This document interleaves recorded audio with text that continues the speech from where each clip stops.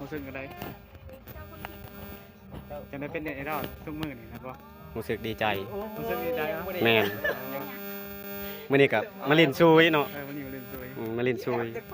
มากับเพื่อนหลายคนอยู่ เป็นเด็กผู้สาวคนงามเลย เด็กคนงาม ทางช่อง YouTube นี่เด้อคำยูชาแนลออฟฟิเชียลโอ้วิว งาม ดี วิวกับวิวงามวิวงาม วิวงามอยู่ดีนะ เราบ่หลายๆเลยน้ำมันบ่หลายปานใด ไปเด้อพี่น้องวันนี้มาเบิ่งซุยเนาะบ่เคยมาอีกเทื่อสิพามาเบิ่งเนาะ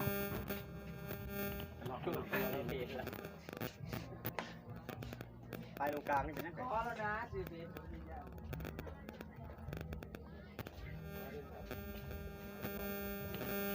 โอ้มีแต่บอลส้มดีๆเนาะมีแต่บอลงามๆบ่